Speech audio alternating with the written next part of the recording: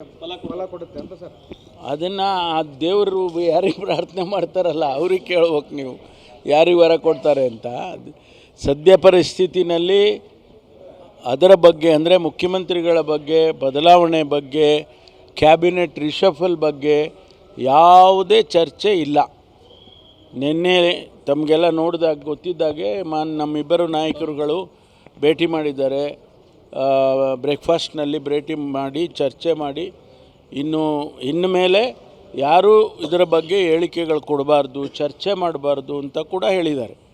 ಹಾಗಾಗಿ ಅದರ ಬಗ್ಗೆ ಯಾವುದನ್ನು ನಾನು ಹೇಳೋದಿಲ್ಲ, ಬೇರೆ ಮಂತ್ರಿಗಳು ಕೂಡ ಯಾರು ಹೇಳಲ್ಲ ಅಂದ್ಕೊಂಡಿದ್ದೀನಿ. ಆದರೆ ಪ್ರಹ್ಲಾದ್ ಜೋಶಿ ಅವರು ಹೇಳ್ತಾ ಇದ್ದಾರೆ ಪರಸ್ಪರ ಬಾವಿಗೆ ತಳ್ಳೋ ಕೆಲಸ ಮಾಡ್ತಾ ಇದ್ದಾರೆ CM DCM ಅಂತೇಳಿ. ಇಲ್ಲ, ಪ್ರಹ್ಲಾದ್ ಜೋಶಿ ಅವರು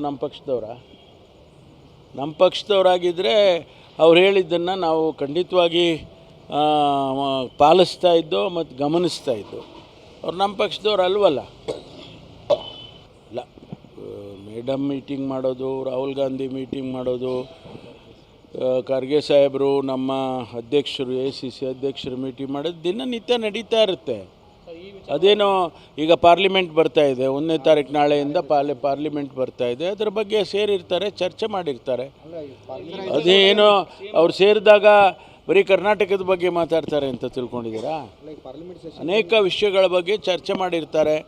ಪಾರ್ಲಿಮೆಂಟ್ನಲ್ಲಿ ಈ ಪ್ರಸ್ತುತ ಸರ್ಕಾರ, ನರೇಂದ್ರ ಮೋದಿಜಿಯವರ ಸರ್ಕಾರ ಯಾವ ರೀತಿ ಅವರು ನಡ್ಕೊಂಡಿದ್ದಾರೆ, ತಪ್ಪು ಮಾಡಿದ್ದಾರೆ, ಅದನ್ನೆಲ್ಲ ನಮಗೆ ಈಗ ಕರ್ನಾಟಕದಲ್ಲಿ ಈಗ ನಿನ್ನೆಯಿಂದ ತಾವು ಕೇಳಿದರೆ ಅಶೋಕ್ ಅವರು ನಮ್ಮ ವಿರೋಧ ಪಕ್ಷದ ನಾಯಕರು, ಅವರು ಈಗ ನಾವು ಹಂಗೆ ಕಟ್ಟಿಗೆ ಸಿಕ್ಕಾಕ್ಸ್ಬಿಡ್ತೀವಿ ಕರ್ನಾಟಕದ ಕಾಂಗ್ರೆಸ್ಸನ್ನು, ಸದನದಲ್ಲಿ ಈ ರೀತಿ ಕೇಳ್ತೀವಿ, ಅಂಥ ಪ್ರಶ್ನೆ ಕೇಳ್ತೀವಿ ಇದಂತೆಲ್ಲ ಹೇಳಿದ್ದಾರೆ.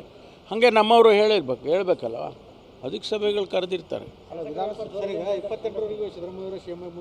ಅದೊಂದು ಬಿಟ್ಟು ಬೇರೆ ಏನಾರು ಕೇಳ್ರಿ.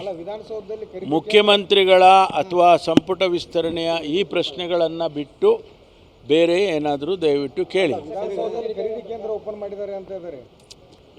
ಅದು ಬಿಡಪ್ಪ, ಅದನ್ನು ನೀನು ಸುಮ್ಮನೆ ನೀವು ನೋಡಿ. ನಾನು ಹೇಳಿದೆ DCM, CM ಮತ್ತು ರಿಷಫಲ್ಲು ಇವೆಲ್ಲ ಬಿಟ್ಬಿಡಿ, ಬೇರೆದು ಕೇಳಿ.